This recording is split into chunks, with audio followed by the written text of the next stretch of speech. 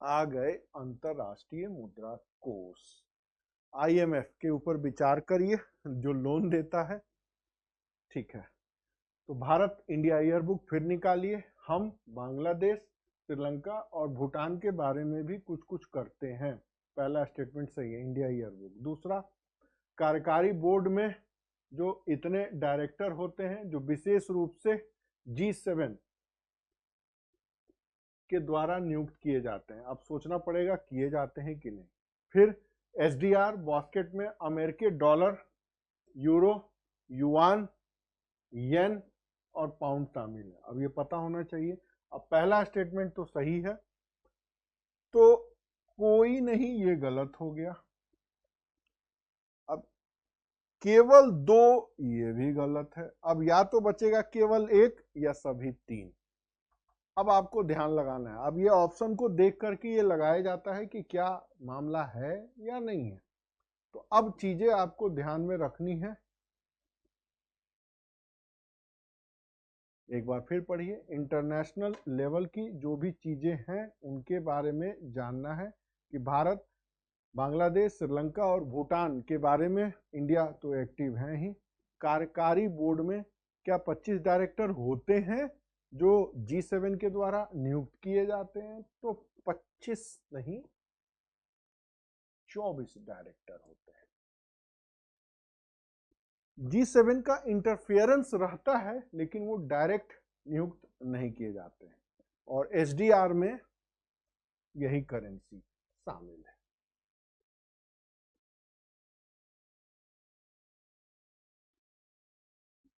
ठीक है जी। तो अब देखिए क्या है, कैसे है। अब थोड़ा स्टेटमेंट देखिए। पहला सही है, केवल एक सही होगा, या तीन होगा, या सभी तीन होगा। तो अब देखिए स्टेटमेंट में कोई है ऐसा स्टेटमेंट जो ऑप्शन से मेल खाता हो? उत्तर अपने आप आपको मिल जाएगा। तो आप ध्यान देंगे तो सब समझ में आ जाएगा क्या है भाई, कैसे है, किस तरह है।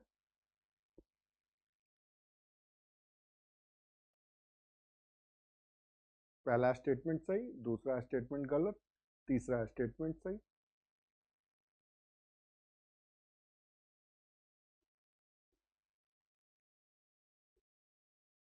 अगर ये गलत लिखे तो कौन सा गलत है? तो दूसरा गलत है। पहला और दूसरा सही है। थोड़ा ऑप्शन मिसप्रिंट हुआ है, ये ध्यान दे दीजिएगा। IMF ये इंडिया ईयर बुक का है, ये भी इंडिया ईयर बुक में मिल जाएगा, ये भी इंडिया ईयर बुक में मिल जाएगा। तो कितने गलत हैं? तो दूसरा गलत है। तो आप देख लीजिए, इसका अगर गलत छपे तो ये उत्तर होगा। और पूछे कितने सही हैं, तो पहला सही है और तीसरा सही है। आगे फिर आ गया बॉन्ड यील्ड, उबाऊ उलझाऊ प्रश्न। बॉन्ड यील्ड के बारे में बताइए। किसी बॉन्ड के मार्केट वैल्यू और उसका जो यील्ड का प्रतिफल है उसके बीच सीधा संबंध होता है ना, इनवर्स होता है। दूसरा, 1000 की अंकित मूल्य पर जो प्राइस है उसके ऊपर कूपन दर वाले बॉन्ड का प्रीमियम इतना होता है, प्रतिफल इतने से गिर जाएगा। हो गया ना सर दर। तीसरा, बॉन्ड का कूपन रेट इतना जारी करने किया जाता है और यह बाजार के उतार चढ़ाव के साथ नहीं बदलता। अगर नहीं बदलता तो फिर रिस्क काहे का, लफड़ा काहे का, पचड़ा काहे का, ये जानना है। तो मार्केट से सीधा संबंध नहीं होता, मैंने अभी बताया, इनवर्स होता है। तो पहला स्टेटमेंट गलत। अब इस तरह के प्रश्नों को ना, जब ये पहला स्टेटमेंट गलत हो गया तो एक यहाँ भी है, एक यहाँ भी है, एक यहाँ भी, हम लोग खुश हो जाते थे, वाह कितना लफड़ा पचड़ा वाला सवाल खत्म। तो फिर बचा क्या, दो तीन। अब इसमें पता हो तो ठीक है, नहीं पता हो तो सुभान अल्लाह। क्लियर हो गया। कुछ प्रश्न को ऐसे, अब मैं इसको कैसे समझाऊं, मैं तो समझ रहा हूं, बट जब मैं समझाना शुरू करूंगा तो आप और ज्यादा टेंशन में आ जाएंगे। बॉन्ड यील्ड्स के बारे में जानना है, तो जो पहला स्टेटमेंट है वो यही है कि सीधा नहीं, उल्टा संबंध होता है। एक चढ़ेगा तो दूसरा गिरेगा, एक गिरेगा तो दूसरा चढ़ेगा। तो पहला ही गलत। तो ये भी, ये भी, ये भी, तो बचा क्या, ये भी गलत, ये भी गलत, ये भी गलत, सिर्फ ये सब। क्लियर। आगे आ जाइए। अंतर्राष्ट्रीय समुद्र तल प्राधिकरण, इनके बारे में कुछ जानना है? क्या है भाई? इनको बोलते हैं इंटरनेशनल सीबेड अथॉरिटी। वैसे एक चीज बता दूं, वर्ल्ड लेवल के जितने भी ऑर्गेनाइजेशन है, चीन की इसमें घुसपैठ जबरदस्त रूप से बढ़ी है, और तभी जो साउथ चाइना सी, दक्षिणी चीनी सागर है, वहां पर विवाद होते देखा जा सकता है। भारत ने भी कुछ एरिया में इंटरफेरेंस किया है और कुछ माइनिंग का काम किया है। तो अब इससे रिलेटेड जो न्यूज़ है वो यही है। अंतर्राष्ट्रीय समुद्र तल संगठन 1982 में बनाया गया, जमैका में इसकी संस्था स्थापना की गई। ये जो क्लॉज है यूएन का एक पार्ट है, जो ऑटोनॉमी बॉडी है। इसके पास यह अधिकार यह है कि जो हाई सीज एरिया में मिनरल्स से रिलेटेड जो है उसको लाइसेंस देने का काम ये करते हैं। इंडिया ने हाल ही में कर्ल्सबर्ग रिज में पॉलीमेटिकल सल्फाइड के अन्वेषण के लिए चीजें जी हैं।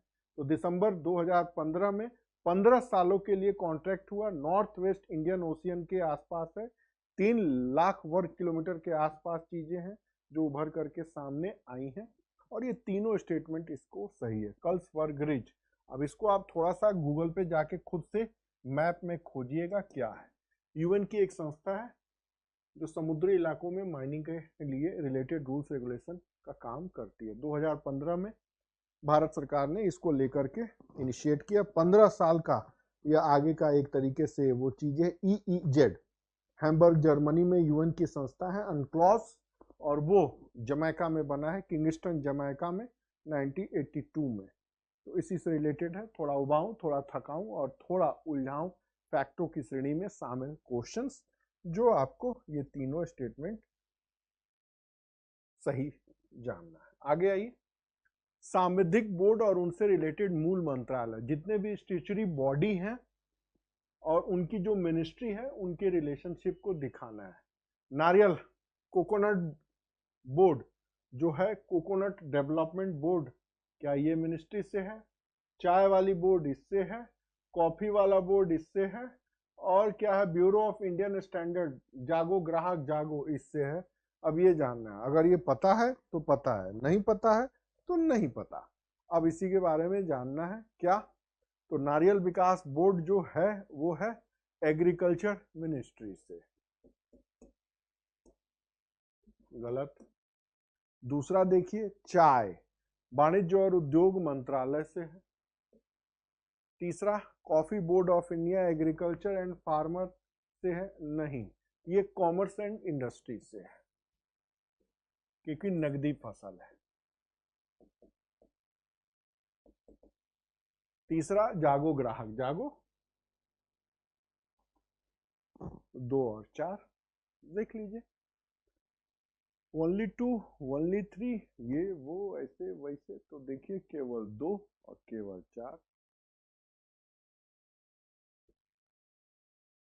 अब यहाँ भी ऑप्शन देख करके आपको उत्तर निकालना पड़ेगा। आगे, स्टेबल क्वाइंस। स्टेबल क्वाइंस ये वो क्वाइंस होते हैं जो स्टेबल रहे, नाम से ही लग रहा है। अब बताइए, ये एक तरीके से करेंसी है जो कि सेंट्रल बैंक के द्वारा कंट्रोल्ड डिजिटल रूप में अनाउंस की जाती है। क्या ऐसा है? आगे देखते हैं। दूसरा, प्राइस एस्टेब्लिशमेंट को बनाए रखने के लिए इनका जो प्राइस है वो फिएट करेंसी के अनुसार, मतलब एल्गोरिदम से जोड़ा जाता है, पता नहीं। तीसरा, अमेरिका में जीनियस एक्ट लाया गया, कंपल्सरी है कि स्टेबल कॉइन्स की तरह, ट्रेजरी बिल्स की तरह लिक्विडिटी कमिटियों को समर्थित होना चाहिए। अब आप खा गए गच्चा। अब इस तरह के प्रश्नों को देखने के लिए जानना होता है कि दुनिया में जितनी भी डिजिटल करेंसी लॉन्च हुई है, मैक्सिमम प्राइवेट सेक्टर के द्वारा लॉन्च की गई है। वो किसी के द्वारा, किसी देश के द्वारा, सेंट्रल बैंक के द्वारा इशू कम ही हुआ है। अब ये स्टेटमेंट गलत है, तो जब देखेंगे ये स्टेटमेंट गलत है तो अब थोड़ा दिमाग लगाइए ऑप्शन में। ये उत्तर नहीं होगा, ये भी नहीं होगा। अब बच रहा है या तो बी या तो सी। अब फिर थोड़ा सा ध्यान दीजिए, क्या जीनियस एक्ट ऐसा है? और क्या प्राइस फ्लेक्सिबिलिटी को बनाने के लिए फिएट करेंसी जो होती है, फिएट मुद्रा, जैसे जस्ट लाइक डॉलर, से जोड़ा जा सकता है, तो कुछ कुछ सही है। तीसरा, अमेरिका में यह एक्ट पास आउट हुआ, अगर आपको पता है तो सही है, ये भी मैं बता देता हूँ। जुलाई 2025 में अमेरिका में यह एक्ट पास आउट हुआ है। 1 अगस्त 2025 के द हिंदू में ये पूरा आया था। हिंदू वाले भी परेशान कर देते, वहीं से ये क्वेश्चन उठा है। आईएएस वाले भी वहीं से प्रश्न उठाते हैं, तो मजबूरी है प्रश्न को सॉल्व करना। तो ये सही है, ये गलत है, उसी हिसाब से ये भी 2 और 3। आगे, पिंक टैक्स, महिलाओं के द्वारा जो भी प्रोडक्ट यूज किए जाते हैं उनसे रिलेटेड है। बाजार में जाइए तो 1:15 का अनुपात आएगा, जेंट्स के कपड़ों की दुकान और लेडीज के कपड़ों की दुकान। ये मैं नहीं, ये इकोनॉमी वाले चीजें बताते हैं। पिंक टैक्स में महिलाओं से एक जो भी इंपोर्टेड उनकी विलासिता द्वारा लगाया जाने वाला एक सेस है, और यह एक प्राइसिंग फिनोमेना है जहां वुमेन्स के लिए मार्केटिंग किए जाने वाले प्रोडक्ट और सर्विसेज पर कीमत पुरुषों के समान संस्करण पर, माने ये कह रहे हैं कि भाई वुमेन्स के प्रोडक्ट महंगे होते हैं, उसी के ऊपर प्रॉब्लम हो रही है, और उसी चीज को ये दूर करने के लिए ऐसे ऐसे चीजें होनी चाहिए। पिंक टैक्स को लेकर के यही बात कही गई कि पिंक टैक्स शब्द महिलाओं के जो इम्पोर्टेंट हाई लेवल की जो चीजें होती हैं उनके ऊपर टैक्स लगाने की बात हो रही है, और दूसरा ये ऐसे ऐसे किया जाए। तो ऐसा कोई सेस मार्केट में इम्प्लीमेंटेशन नहीं हुआ है। यह एक प्राइस फिनोमिना है जहां वुमेन्स के लिए जो मार्केटिंग वाले प्रोडक्ट और सर्विसेज हैं वो अधिक होते हैं, उनके लिए ये शब्द जरूर चर्चे में आया। यह पिंक गुड्स के ऊपर 13% का वो चीजें बढ़ाया गया है, तो ये है, कोई टैक्स नहीं है। तो म से मिथिला, म से मैथिली ठाकुर, म से मखाना इस साल चर्चे में है। तो पूछ रहा है मखाना बोर्ड मखाने की खेती से। अब उसके बारे में पहला स्टेटमेंट, ब्लैक डायमंड, क्या ब्लैक डायमंड है? तो नहीं, ब्लैक डायमंड कहा जाता है कोयला को, और ब्लैक डायमंड कहा जाता है काली मिर्च, ब्लैक पेपर को। तो पहला स्टेटमेंट गलत।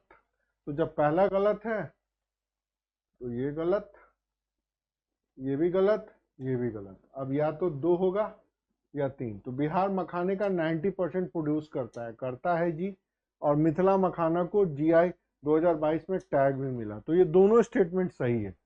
तो जब दोनों स्टेटमेंट सही है उसी हिसाब से म से मिथिला, म से मैथिली और म से मखाना। तो अगली बार अगर मिथिला स्टेट बन जाए तो टेंशन मत लीजिएगा। तो मिथिला मखाना और बिहार प्रोड्यूस अप्रोक्सीमेट 90% ऑफ मखाना। मखाना की अंग्रेजी मखाना होते, क्यों? क्योंकि इंग्लैंड में मखाना नहीं होता। आगे, क्लियरिंग कॉर्पोरेशन लिमिटेड के संदर्भ में ये सब चीजें बात करनी। अब देखिए ये पता है या नहीं, क्लियरिंग कॉर्पोरेशन लिमिटेड आरबीआई के द्वारा रेगुलेट होता है, न कि सेबी के द्वारा। तो अब ये दूसरा स्टेटमेंट गलत है, तो ये भी गलत, ये भी गलत, ये भी गलत। खुश हो जाइए, ये सही, नो लफड़ा नो पचड़ा।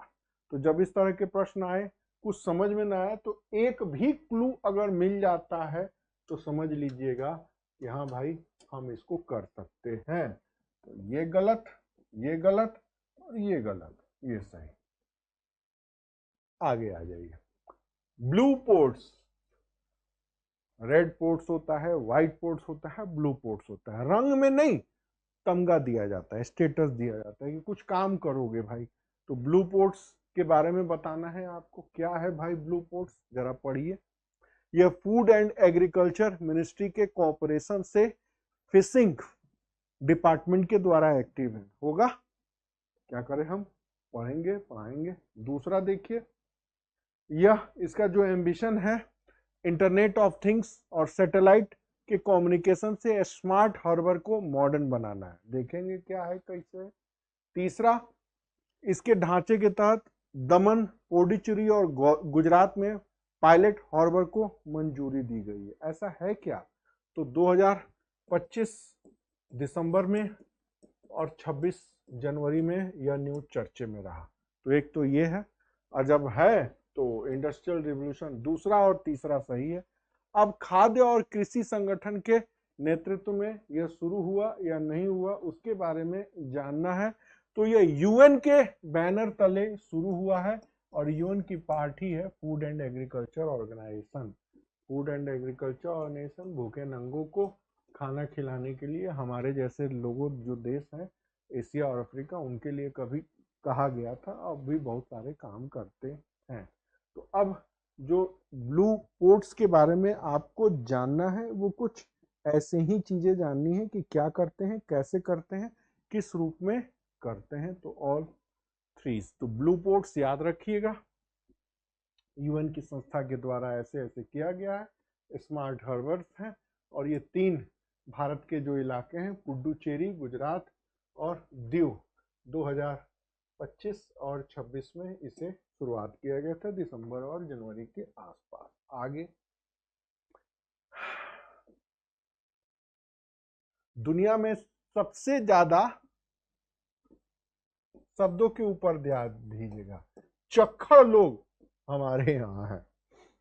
क्या गलती की विलियम बेंटिक ने कि कहा कि भारत में चाय उगाओ। रॉबर्ट ब्रूस फूड जैसे आदमी असम के जब जंगलों में गया तो कहा यहाँ पर तो कुछ ऐसा है, एक पत्ता था जो वहां के लोग पानी में उबाल के पीते थे। तो अंग्रेजों की एक बड़ी खासियत थी कि जहां जाते थे ना तो लोकल लोगों से बात करते थे कि ये लोग क्या खाते थे पीते थे। तो वहां देखा कि असम के लोग इसको उबाल के पी रहे हैं पानी में। बाद में चाय के बारे में पता लगा, चीन से आया था, चाहा बोलते थे तो चाय, वही William Bentinck Robert Bruce food 1832-33 और उस समय से आया। तो उस दुनिया में सबसे ज्यादा चक्खड़ लोग हमें, चक्खड़ का मतलब चाय पीने का चस्का, सुबह चाय, दोपहर चाय, शाम चाय, कोई मिल गया तो चाय पियेंगे और उसका प्रॉब्लम कुछ और। सारे लोग चक्खड़, ये कोई सब नहीं, बस मैंने आपको बताया है। क्या वो इसलिए बताया कि दुनिया में सबसे ज्यादा चाय पीने वालों देशों में हम आते हैं, चक्खड़ लोगों में हम आते हैं। क्या तुम विलियम बेंटिक और क्या तुम ब्रह्मपुत्र घाटी में ऐसे ऐसे। 2024 तक भारत विश्व स्तर का सबसे बड़ा चाय उत्पादक और निर्यातक है। नहीं, हमसे ज्यादा प्रोडक्शन करते हैं श्रीलंका, केन्या, और निर्यातक भी उन्हीं का स्थान है। भारतीय चाय बोर्ड एक स्टेचुरी बॉडी है जिसका मुख्यालय कोलकाता में है। क्यों है? क्योंकि विलियम बेंटिक और रॉबर्ट ब्रॉसफुट उस समय थे। आगे, भारत में चाय निर्यात का 90% हिस्सा ग्रीन टी, छी छी, बीमार वाली चाय, चाय में जब तक चीनी न मिले, मलाई न मिले, सर सर करके न पिए तो भारतीय कैसे। ये भारतीय चक्खड़ लोगों की पहचान है। तो पहला स्टेटमेंट गलत, ग्रीन टी तो बीमार लोगों की चाय है, अमीर लोगों की चाय है, वगैरह वगैरह। तो अब देखिए, पहला स्टेटमेंट गलत, तीसरा स्टेटमेंट गलत। तो पहला गलत ये, फिर ये। अब बचा 2 या 2 3, तो 2 3 भी नहीं होगा तो ये होगा, याद रहेगा। William Bentinck, Robert Bruce food, 1832-33, Assam. और दुनिया की सबसे बेहतरीन नस्ल की चाय हमारे यहाँ होती है जिसको बोलते हैं बघाई करी, और इसी का डुप्लीकेट है बाग बकरी चाय, लिप्टन ताजा वाला बाग बकरी चाय जो आता है ना रोचा, बघाई करी का डुप्लीकेट है। बघाई करी की जो कीमत है वो 1.5 लाख रुपए किलो है। और हम लोग जो चाय पीते हैं ना, सबसे रद्दी चाय है, चक्खड़ लोग हैं, उसमें तो केमिकल मिला दिया जाए। जैसे दिल्ली में सारे दुकानों पर एक चाय पॉपुलर है जो केमिकल डाल के बनाई जाती है, उत्तम चाय। मुखर्जी नगर आएंगे, राजेंद्र नगर आएंगे, चाय पियेंगे, चक्खड़ है चौराहे पे, तो याद रहेगा। दुनिया की सबसे बेहतरीन चाय दार्जिलिंग चाय, बघाई करी, मैंने जिंदगी में एक बार पिया है और सच मानिए इतना गंदा टेस्ट था। सही मायनों में हम लोग बघाई करी पानी में उबाल के, लोग पानी उबालते हैं, पत्ती डालते हैं और पी लेते हैं, ना उसमें चीनी था, ना उसमें दूध था, ना उसमें मलाई था। तो शायद हम जैसे लोगों को टेस्ट नहीं पता। और भारत में 5वीं और 6ठी क्वालिटी की चाय पिलाई जाती है क्योंकि भारत में चक्खड़ लोग हैं, या ये कहिए चाय का रेट बहुत महंगा। तो याद रहेगा, हमसे ज्यादा प्रोड्यूस करते हैं केन्या। मजे की बात, अंग्रेज ने वहां भी चाय की खेती शुरू की, अंग्रेजों ने श्रीलंका में भी शुरू की, चीन में शुरू से पहले होता आया है। तो केन्या, चीन और श्रीलंका एक्सपोर्ट है। भारत विश्व स्तर पर दूसरा सबसे बड़ा प्रोड्यूसर है, मुख्यालय वहां पर है, और ब्लैक टी का कोई मतलब है ही नहीं। और ध्यान रखिएगा, एक्सपोर्ट में भी हम चौथे स्थान पर हैं। क्यों? क्योंकि हम चक्खड़ हैं। चाय पी लो, कोई आया तो याद रहेगा चक्खड़। टी इंडस्ट्री के बारे में याद रहेगा कि हम चक्खड़ लोग हैं। इसलिए कलकत्ता में क्यों? क्योंकि वहीं पर William Bentinck, Robert Bruce food थे। ग्रीन टी मरीजों की चाय। इंडिया एक्सपोर्ट में चौथे रैंक पर है, और भारत के पहले केन्या, श्रीलंका और चीन है। चीन में भी पीते हैं, लेकिन केन्या और श्रीलंका में एक्सपोर्ट के लिए बनाया जाता है क्योंकि वहां चक्खड़ लोग नहीं है। अपने दादा उदा से पूछिएगा कि अंग्रेज बुला बुला के बोलते थे चाय पी लो, लो चाय पी लो, और ऐसा आदत आया कि दुनिया में सबसे बड़े चक्खड़ लोग हम ही हैं। आगे आइए, आरबीआई फिर आ गए। एआई में इन्वेस्टमेंट के लिए कुछ डायरेक्शन दिए हैं। क्या है? अब एआईएफ में निवेश के लिए आरबीआई ने कुछ कहा है। क्या कहा है? आरबीआई ने बोला है, थोड़ा सा स्टेटमेंट को पढ़िए। एक विनियमित इकाई रेगुलेटेड एंट्री को एकल वैकल्पिक निवेश कोष योजना में कुल कॉर्पस में 10% से अधिक योगदान करने को प्रतिबंधित किया। रो देंगे पढ़ के। दूसरा देखिए, यदि एक आरई का योगदान एआईएफ में कॉर्पस में इतना है तो ऐसे ऐसे हो जाएगा। तीसरा देखिए, सबसे पहले तो जानना है ये एआईएफ होता क्या है, तो थोड़ा सा मैं इसके बारे में आपको बता दूं। एआईएफ का मतलब आरबीआई ने इसको एक तरीके से एवर ग्रीन लोन प्रिवेंसिंग के बारे में करना है, ताकि बैंकिंग सेक्टर में रिस्क जो है वो कम हो सके। पहली बात जो ये जानना है।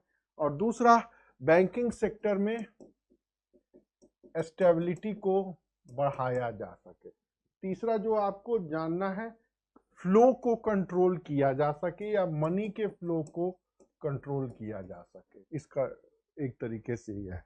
तो आरबीआई एआईएफ में जो इन्वेस्टमेंट करता है, या इन्वेस्टमेंट से रिलेटेड जो चीजें हैं, एवरग्रीन लोन प्रिवेंटिंग, सदाबहार वाला जो एक माध्यम है, उससे रिलेटेड है। और इसके लिए इन्होंने एक तरीके से 10% से ज्यादा ना करके इसकी लिमिट निर्धारित नहीं की है। तो पहला स्टेटमेंट गलत है। दूसरा, अब ये पता है तो पता है, नहीं पता अब इसको मैं कैसे समझाऊं, थोड़ा सा ज्यादा टफ होता जा रहा है। अब ये बस जान लीजिए कि ये तीसरा स्टेटमेंट में गलत है, ये दूसरा सही है। आरई योगदान ऐसे ही कॉर्पस से 5% से अधिक हो जाता है तो एक रीडी कंपनी।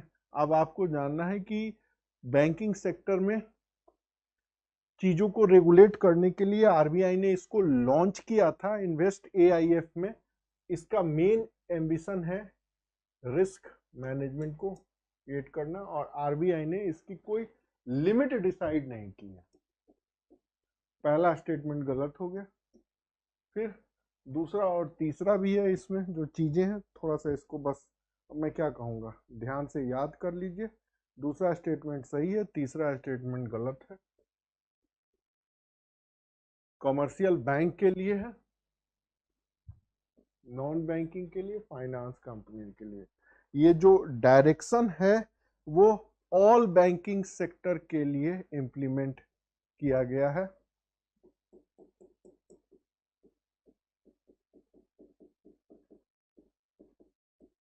एनबीएफसी के लिए।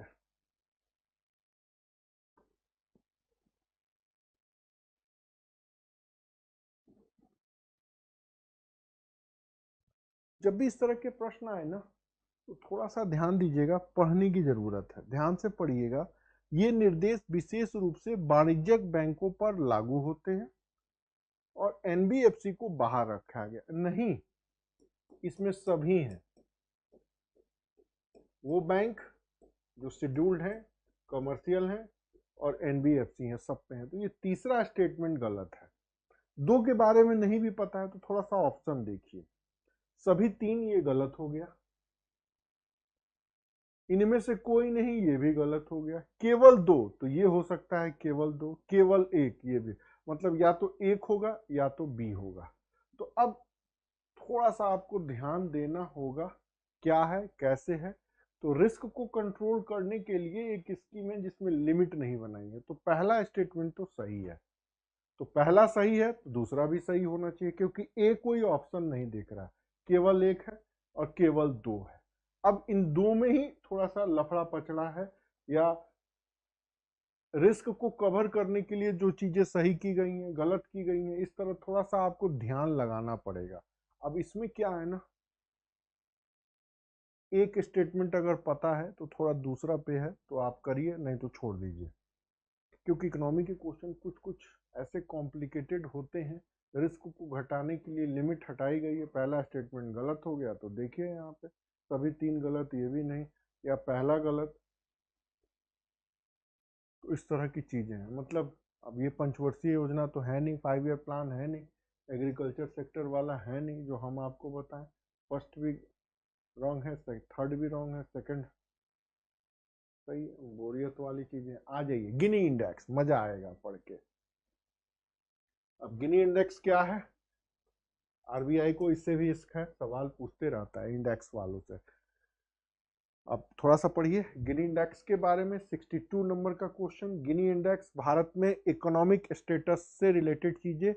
0 से Gini index total complete equality को रिप्रेजेंट करता है, और 1 जो स्कोर है कंप्लीट अनइक्वलिटी को रिप्रेजेंट करता है। चलो भाई, दूसरा वर्ल्ड बैंक के इंडेक्स के अनुसार इंडिया में जो गिनी इंडेक्स है वो 25.5 है, जो इसको कम इक्वलिटी के श्रेणी में रखता है। चल भाई ये भी ठीक है। तीसरा आइए, ग्राफ के रूप में गिनी इंडेक्स लॉरेंजबर्ग और टोटल कंप्लीट इक्वलिटी से क्षेत्र को मापता है। एनसीईआरटी का क्वेश्चन है।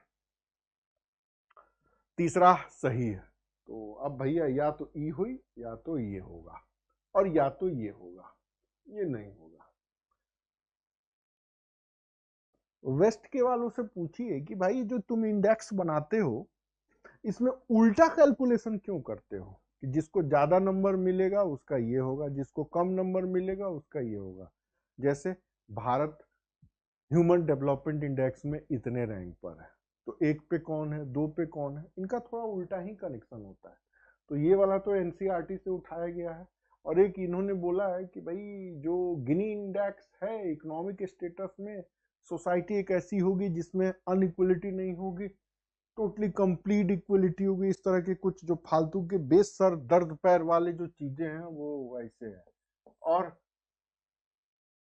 गिनी सूचकांक 30 के आसपास है। मैं थोड़ा देख के बताता हूँ, 30 ही मैंने लिखा था, 30 मुझे याद है, 110% मैंने याद किया था। हाँ, 34 से 36 के बीच में, 30 के ऊपर ही है, 34 से 36 के बीच में। तो अगर दूसरा स्टेटमेंट गलत है तो ध्यान रखिएगा, तुम गलत हो भाई, तुम भी गलत हो, और बचे 1 और 3। तो ये तो मुझे पता था। एक भी अगर सवाल गलत हो जाए तो गड़बड़ हो जाएगा। एनसीईआरटी से लिया गया और ये करंट इकोनॉमी से लिया गया है, क्योंकि वर्ल्ड बैंक ने जो गिनी इंडेक्स में भारत की रैंक है, मुझे बस इतना था कि 30 से के आसपास है, 34, 36, 25 तो नहीं, ये मैं कंफर्म था। तो एनसीईआरटी से उठाया हुआ सवाल है, करंट अफेयर से। गिनी इंडेक्स किससे रिलेटेड है, गिनी इंडेक्स कौन इशू करता है, तो वर्ल्ड बैंक। गिनी इंडेक्स में इंडिया की पोजीशन क्या है, तो लगभग 30 प्लस या 30 से 36 के बीच में है। तो ये स्टेटमेंट गलत हो गया। दूसरा, अब बचा ये 1 और 3, तो ये पहला सही है, और तीसरा से, जब तीसरा ऑलरेडी सही है तो आपको जानिए एक क्वेश्चन एनसीईआरटी से, दूसरा करंट वर्ल्ड बैंक के रिपोर्ट से। आगे देखिए, डिजिटल पेमेंट इंडेक्स के बारे में। इंडेक्स की कैलकुलेशन से रिलेटेड वेटेज सबसे ज्यादा किसका? आजकल सब लोग पेटीएम करो, पे फोन वाला जो यूज कर रहे हैं उसी से जुड़ा है। अब इसमें जानना है, बस मैं आपको अगर पता है तो ठीक है। जो रेशियो है वो 45% इनका है, ठीक है। उसके बाद लिखा है, मूल बात है कि इसे लॉन्च किया गया था 2021 में, और इसका बेस ईयर है 2018।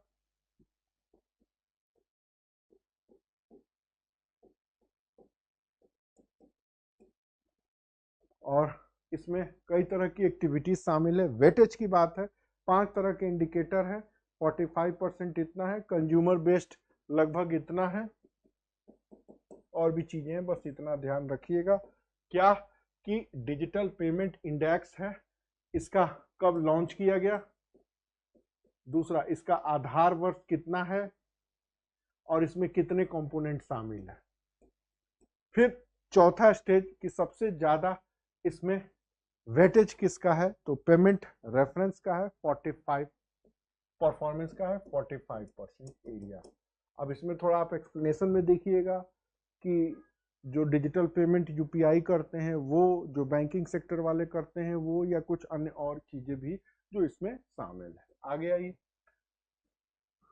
सांख्यिकी और कार्यान्वयन मंत्रालय कायला पढ़वा रहे हैं मुझे, आंकड़े तो आपको देना नहीं तो पढ़वा कह रहे हैं, तो फिर पूछ कह रहे हैं, अब हम नहीं कर सकते।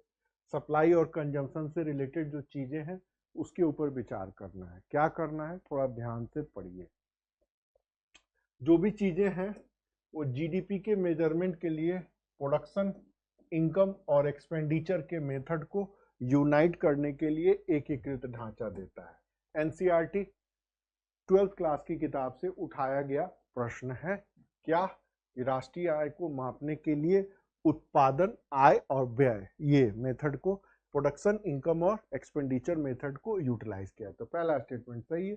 दूसरा आइए, 2021-22 के लिए NAS 20 पर बेस पे आधारित है। अब चलिए, ये थोड़ा आपको डाउट लग रहा है। अब देखिए, एक सही है तो ये तो एक हो गया, दो नहीं होगा, या तो सभी तीन होगा, या तो कोई इनमें कोई भी नहीं होगा, ये भी नहीं होगा, या तो केवल एक होगा या तो केवल तीन होगा। तो पहला स्टेटमेंट सही है, दूसरा भी सही है। अब तीसरा देखिए, SUTS के उपभोग पारंपरिक राष्ट्रीय खातों में पाई जाने वाली विसंगतियों के समाधान के लिए विकसित किया। अब ये नहीं पता, तो अब क्या उपाय करेंगे। पहला तो सही है भाई,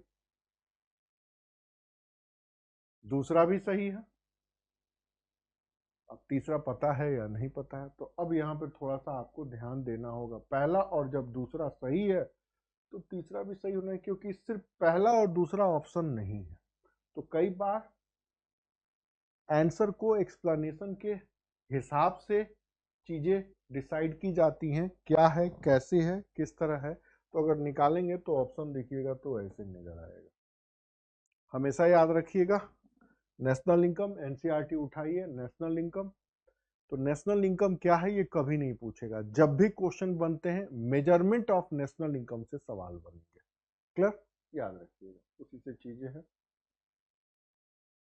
आगे देखिए, पैन, पैन 1, पैन 2। अब जो आपका पैन नंबर है ना, अब वो बार कोड आ रहा है, आपका एक अपना बार कोड होगा। क्यों, पैन कार्ड के लफड़े पचड़े डुप्लीकेसी को रोकने के लिए बार कोड बनाया गया, ताकि उसमें कोई लफड़ा पचड़ा ना हो। ट्रांसपेरेंसी क्यों किया गया, क्योंकि डिजिटल इंडिया का अभियान चल रहा है। क्यों चल रहा है, क्योंकि आपके जेब में माल है कि नहीं, पैसा खर्च कर सकते कि नहीं, वर्ल्ड बैंक और अन्य लोग देखेंगे तभी तो भारत में बिजनेस करेंगे। कुल मिला के डिजिटलाइजेशन के जो प्रोसेस है उसके तहत पैन के वर्किंग एक्टिविटी में कुछ रिफॉर्म किया गया है। पैन वही रहेगा, आपका बारकोड आ जाएगा, ट्रांसपेरेंसी बढ़ेगी, डुप्लीकेसी रुकेगी और डूइंग बिजनेस इंडेक्स में और ज्यादा सहूलियत मिलेगी। कॉन्सेप्ट ले देके यही, आप थोड़ा सा पढ़िए। इस परियोजना के तहत 12 अंकीय biometric linked alpha numeric code 10 अंकों का स्थान लेगा। तो गवर्नमेंट ऑफ इंडिया ने स्पष्ट रूप से कहा है, नंबर नहीं बदलेगा, बार कोड आ जाएगा। तो दूसरा स्टेटमेंट गलत है। तो अब देखिए, गलत गलत गलत, तो बचा क्या, एक और तीन, कि जितने भी टैक्स देई वाले लोग हैं उनको एक यूनिफाइड मंच बनाना है और एक क्विक पैन जारी करना। अब ये है या नहीं ये नहीं पता, बट एक यूनिफाइड, आप ध्यान रखिएगा, आपका एक बार कोड मिलेगा जिसमें आपकी सारी चीजें इन्वॉल्व होंगी। और इसका मेन एम्बिशन ही है कि पैन के डुप्लीकेसी को रोकना, पैन पर जो भी फर्जीवाड़ा होता है और वही रहेगा, 12 डिजिट इसमें नहीं मिलने वाला है, और आपके पुराने नंबर में भी कोई चेंज नहीं होने वाला है, ये याद रखिएगा। तो ये स्टेटमेंट गलत है, पहला सही है, तो ऑटोमेटिकली देखिए जब दूसरा गलत है तो ये गलत, ये गलत, ये गलत, तो बचा क्या, ये। आरबीआई फिर आ गए। अगस्त 2025 में रिटेल इन्फ्लेशन इतना है, 8 साल के निचले स्तर पर पहुंच चुका है, रेपो रेट इतना है। आरबीआई का एम्बिशन इतने के बीच में, इतने के माध्यम से सीपीआई या इन्फ्लेशन को बनाए रखना। अब इस तरह के स्टेटमेंट के पीछे एक ही चीज आपको जानना है, क्या कि आरबीआई जो ये सारी चीजें करते हैं उसमें क्या है, कैसे है, किस तरह। तो आरबीआई रिटेल इन्फ्लेशन की रेट 8 सालों में मिनिमम है। अगर आपको ये पता है कि अगस्त 25 में रेपो रेट इतना है, लास्ट इतने दिन से रेपो रेट नहीं हुआ, तभी आप इस क्वेश्चन को कर पाएंगे। और आरबीआई का प्राइमरी एम्बिशन जो है वो पीछे इतने से इतने के बीच में है। तो अगर आपको पता है तो ठीक है, नहीं पता है तो इसमें कुछ नहीं कह सकता, क्योंकि हो सकता है इन्फ्लेशन का रेट अलग हो सकता है रेपो रेट का कुछ ऐसे ही हो। तो इस तरह के प्रश्नों में कुछ बेसिक चीजें होती हैं जिसके बारे में आपको पता होना चाहिए कि महंगाई की दर इतनी है, ऐसे है। और ध्यान रखिएगा, एक व्यक्ति है गुलरोल मिडरल, इन्होंने किताब लिखी थी एशियन ड्रामा, उसमें उन्होंने कहा था कि भारत के लोग ना ड्रामेबाज है। कहते हैं राष्ट्रीय आय में सभी प्रति व्यक्ति आय इतनी है, मतलब मुकेश अंबानी की भी आय उतनी, ओमकार नाथ की भी आय इतनी, खुश हो जा। फिर ये कहते हैं महंगाई महंगाई इसलिए हो रही है कि लोगों के हाथ में पैसा है, और उसको काउंट करते हैं डब्ल्यूपीआई और सीपीआई से। लेकिन हमारा जो सामना होता है वो रिटेल महंगाई से होता है, वो काउंट ही नहीं होता। और जो आरबीआई कहती है उसी को हमें मानना होता है। इसी को कहते हैं गुलनार मिडल एशियन ड्रामा, कि एशिया के लोग ड्रामेबाज हैं। अब बताइए, महंगाई हमारे यहाँ इसलिए क्योंकि हमारे पास पैसा ज्यादा है, महंगाई इसलिए क्योंकि क्राइसिस है, महंगाई इसलिए है क्योंकि जितना डिमांड है उतनी सप्लाई नहीं हो रही है, महंगाई इसलिए कि हमारी पॉपुलेशन बढ़ती जा रही है, महंगाई इसलिए कि हम लोग चक्खड़ और भुक्खड़ की श्रेणी में है। अब हम अमेरिका वाले नहीं ना है कि प्रोटीन कार्बोहाइड्रेट मोटीन खा ले। तभी गुलनार मिडल ने कहा है कि आप लोग अपना सिस्टम डेवलप करिए।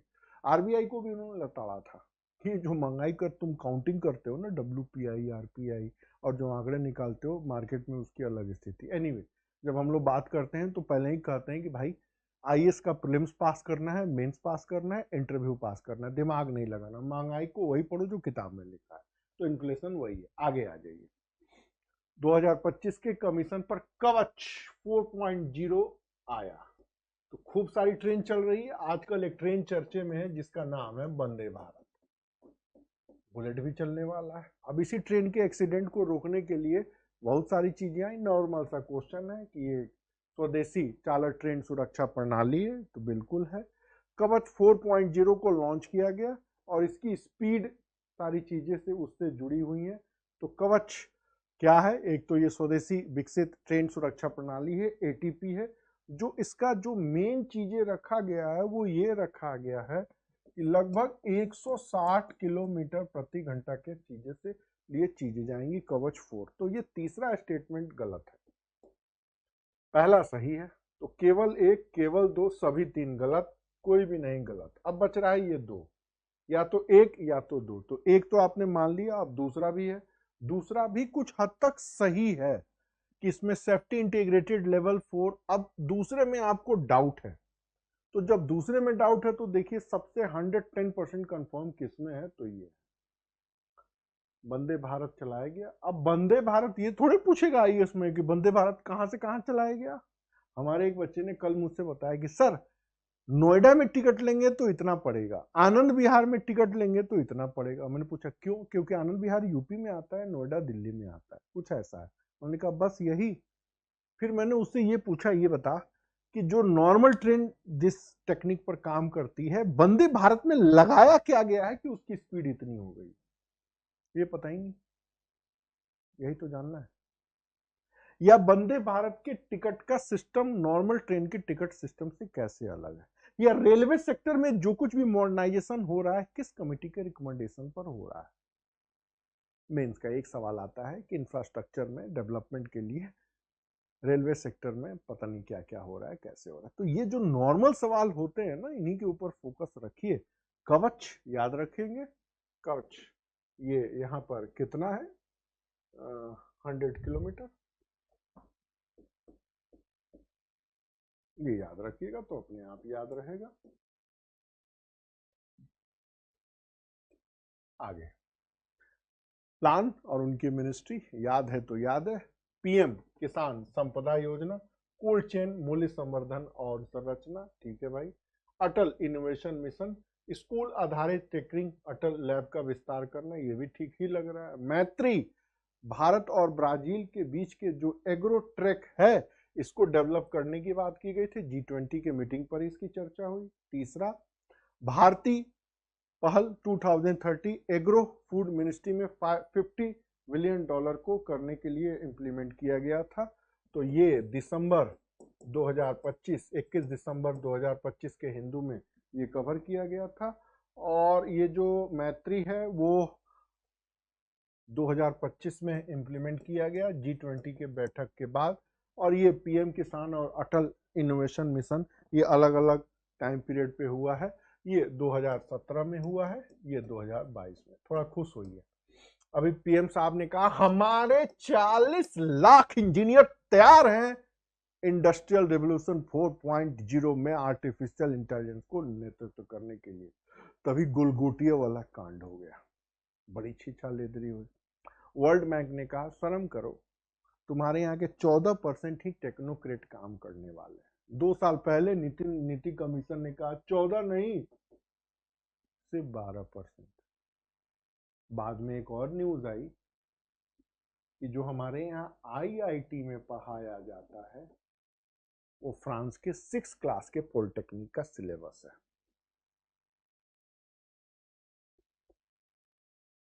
सोच लीजिए हम कहाँ हैं। लेकिन जब आप यूपीएससी देते हैं ना, तो जो सरकार कहती है उसके अलावा न कुछ देखिए, न उसके अलावा कुछ सुनिए, न उसके अलावा कुछ बोलिए। India is ready industrial revolution 4.0 के लीडरशिप के लिए तैयार है। कैसे? गलगोटिया वाला कुत्ता याद आ रहा है ना, डुप्लीकेट चाइनीज कुत्ता। खैर क्या करेंगे, मेरा भारत महान। तो ये चारों स्टेटमेंट सही है, आगे आइए।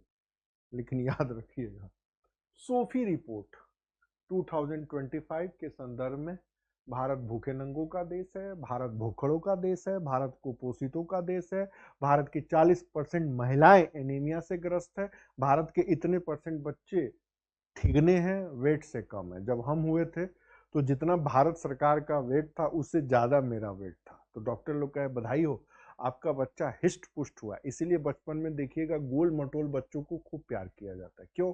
बच्चा स्वस्थ है। हमने थोड़ा सा, जब मैं जागरूक हुआ तो मैंने अपना देखा कि मेरा वेट कितना था। तो जो बच्चे पैदा होते हैं ना, तो ऐसे लेटा दिया जाता है और वेट देखा जाता है। उसी तरह उसी से ये सोफी रिपोर्ट बनता है। अब आइए मैं सोफी रिपोर्ट के बारे में बता दूं। The state of food security and nutrient in the world, ये रिपोर्ट तैयार करता है फूड एंड एग्रीकल्चर मिनिस्ट्री। ये रिपोर्ट तैयार करता है विश्व स्वास्थ्य संगठन। ये रिपोर्ट करता है, इसका आईएमएफ से कोई लेना देना नहीं। थोड़ा इसके बारे में बता दूं, 12% लोग भारत में कुपोषित हैं, मॉल न्यूट्रिशन से इफेक्टेड है, मतलब 17 करोड़ लोग कुपोषित हैं। 55% लोगों के पास जो न्यूट्रिएंट फूड है वो अरेंज नहीं है।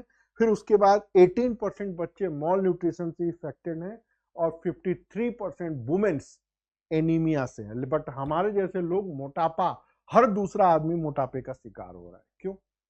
Due to fast food culture. पसीना वाला काम नहीं कर रहे हैं, लैपटॉप पर काम कर रहे हैं। तो सोफी रिपोर्ट तैयार होता है। अब उस रिपोर्ट को तैयार करने में आईएमएफ का कोई बहुत बड़ा रोल नहीं है, आईएमएफ सिर्फ पैसा देता है। तो अब दूसरा, फिर देखिए दूसरा, फिर देखिए दूसरा, तो 3 तो गलत हो गए। यही बचा क्या? इसका डिटेल मैंने बता दिया।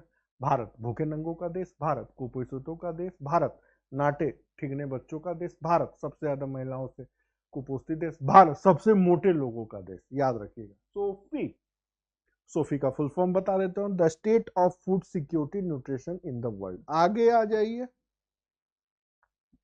मतलब there is no any particular role of SOFI report. IMF का कोई रोल नहीं है। आगे इन इंडियन इकोनॉमी में प्रोडक्ट नेशन शब्द के बारे में जानिए कि ये क्या वाला है। अब प्रोडक्ट नेशन क्या है उसके बारे में थोड़ा सा हम लोग जानते हैं। प्रोडक्ट नेशन क्या है तो सीधे से जान दीजिए, यह सर्विस बेस्ड आउटसोर्सिंग हब को वर्ल्ड लेवल पर क्रिएट करना ताकि हम कॉम्पिटिटिव स्केलेबल प्रोडक्ट को निर्माता या प्रोड्यूसर के रूप में उभर के आ सके। This report is not related. Product nation अब इलेक्ट्रॉनिक उत्पादों का सबसे बड़ा आयातक बन जाता है, तो अभी हम आयातक नहीं है। सप्लाई चेन से भी ये रिलेटेड नहीं है और जीआई टैग से भी नहीं है। तो सर्विस बेस्ड आउटसोर्सिंग हब, अभी भी आईटी से लेकर के कई सारी चीज़ें हमारे यहाँ डेवलप हो रही हैं। तो इंडियन इकोनॉमी में प्रोडक्ट नेशन की बात जब होती है तो यही किस डेट को आया है मैं आपको डेट भी बता दूंगा आईटी और बीपीओ से। ये दिसंबर 2025 के द हिंदू से लिया गया है। आगे आ जाइए। मार्च 2025 तक एक्सटर्नल डेप्ट के बारे में कुछ चीज़ें पूछी गई हैं। कितना कर्जा है भाई, पढ़ लो। तो सबसे पहला स्टेटमेंट, पिछले फाइनेंशियल ईयर जीडीपी के परसेंटेज के रूप में इंडिया का फॉरेन ऋण फिक्स रहा है। क्या फिक्स रहा है? नहीं रहा है। दूसरा आगे देखते हैं। दूसरा स्टेटमेंट क्या है? लॉन्ग टर्म जो भी लोन होते हैं उनको डिफाइन किया गया है और उनका जो एक मैच्योरिटी पीरियड है वो 1 ईयर से ज़्यादा है। तीसरा स्टेटमेंट देखिए, फॉरेन करेंसी सोवरेन गवर्नमेंट और प्राइवेट क्या नाम है कमर्शियल ऑर्गेनाइजेशन दोनों से ली गई उधारी शामिल होती है। तो इसमें तो ये ठीक है भाई,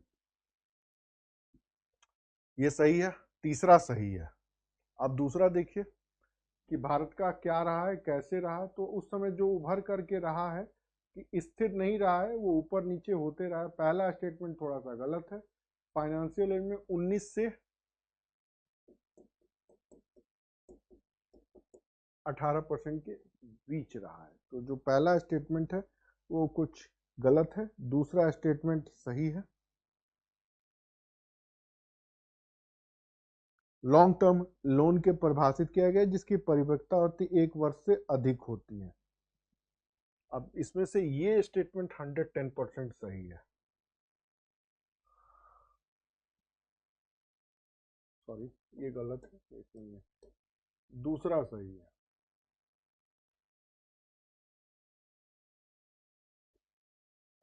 अब दो सही है 100%, तो केवल दो होगा। ये उत्तर नहीं हो सकता है, सभी तीन नहीं हो सकता है और केवल एक। तो केवल लोग ने दूसरा 110% सही है। या तो 2 और 3 दोनों हो सकता है, पहला तो है नहीं। अब पहला गड़बड़ है। तो कई बार ऑप्शन देख के उत्तर बनाए जाते हैं, यही चीजें हैं। आगे ये भी थोड़ा सा उबाऊ उलझाऊ वाले सवाल आते हैं।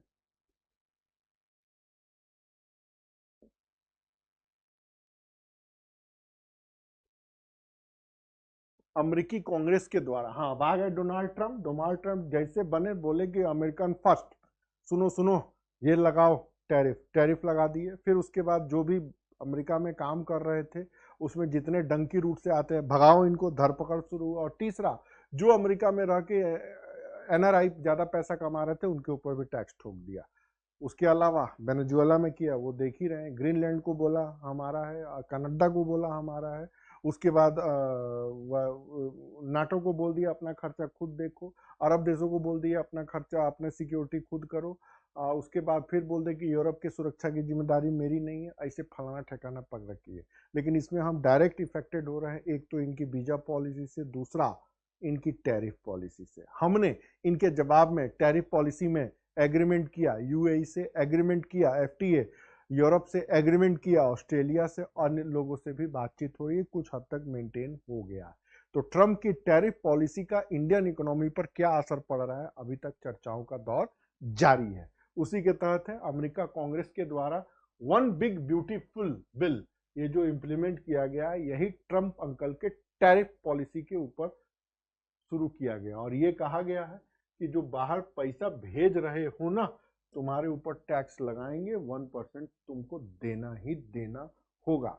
दूसरा जो आपको पूछा जा रहा है, क्या पूछा जा रहा है, जारी किए गए क्रेडिट कार्ड डेबिट कार्ड के माध्यम से प्रश्नों पर छूट दी जाएगी। नहीं, उसी समय एक्टिव कर ली जाती है कि बाद में नहीं वसूलेंगे, उसी समय देना होगा। तीसरा देखिए, यह टैक्स मुख्य रूप से गैर अमेरिकी नागरिकों पर, मतलब हम जैसे काले अंग्रेजों के ऊपर यह टारगेट हो रहा है, वीजा वाले पर। तो मुझे बस इतना याद था कि हम जैसे वीजा वालों को गर्दन पकड़ने के लिए जो अमेरिका में काम कर रहे हैं, वन बिग ब्यूटीफुल बिल लाया गया। तो एक मैंने लेख भी पढ़ा था कहीं कि ये ब्यूटीफुल बिल भारतीयों के लिए बड़ा कष्टदायक है। तो ट्रंप अंकल की टैरिफ पॉलिसी। अब देखिए दूसरा स्टेटमेंट गलत, ये गलत, ये गलत, ये गलत, बचा क्या? मुझे एक ही स्टेटमेंट पता था, बाकी सब मैंने आपको बता दिया कि ट्रंप की टैरिफ पॉलिसी के तहत ये सब चीजें कैसे हो रही हैं। तो जो आपको जानना है, उन्होंने यही बात कही है कि ये वीजा वाले से है, सॉरी ये वीजा वाले से है, और ये उससे, ये उसी समय, ये ऐसे। तो तीसरा सही है। आगे, मई 2025 में लॉन्च किए गए फाइनेंस वित्तीय, ये देखिए मेहुल चौकसी, विजय माल्या, काहे नहीं धुरंधर को भेज देते हो? माल्या को उठा लिया, बैटमैन, अमेरिका वाले बताते हैं ना कि बैटमैन सीधे ताइवान घुस गया, चीन घुस गया, तो धुरंधर काहे नहीं घुस जाता है? बट नहीं हो सकता। कारण क्या है? उसके पीछे कुछ रूल्स रेगुलेशन है। आइए, हमजा अली नहीं जा सकता। मई 2025 में लॉन्च किए गए फाइनेंशियल धोखाधड़ी जो भी जोखिम संकेतक है, फाइनेंशियल फ्रॉड रिस्क इंडिकेटर के बारे में कुछ चीजें जानना है। भारतीय रिजर्व बैंक द्वारा एनबीएफसी के लिए एक अनिवार्य उपकरण के ऊपर लॉन्च किया गया। पता है तो ठीक है, नहीं पता है तो आगे बढ़ते हैं। दूसरा, यह नेशनल सब्सक्राइबर रिपोर्टिंग पोर्टल और चक्षु पोर्टल से प्राप्त इनपुट के आधार पर मोबाइल नंबर पर जोखिम श्रेणियों में वर्गीकृत करता है। ये तो सही है कि फ्रॉड वालों को देखना है। तीसरा, यह मीट्रिक यूपीआई प्रदाता को वास्तविक समय से संदिग्ध लेन देन को अस्वीकार करने में मदद करता है। मतलब गवर्नमेंट चक्षु के तहत ये करेगी। अब थोड़ा सा कॉमन सेंस लगाइएगा कि जब दूसरा सही है और तीसरा सही है, तो या तो ये होगा और या तो ये होगा, ये नहीं होगा। तो जो फाइनेंशियल फ्रॉड को रोकने के लिए, क्या आरबीआई ने एनबीएफसी के लिए बोला है कि जमताड़ा वाले जो गुर्गे हैं वो तो हर जगह मिल जाएंगे? थोड़ा सा दिमाग लगाइएगा तो आपके प्रश्न का उत्तर मिल जाएगा। ठीक है, वेरी सिंपल।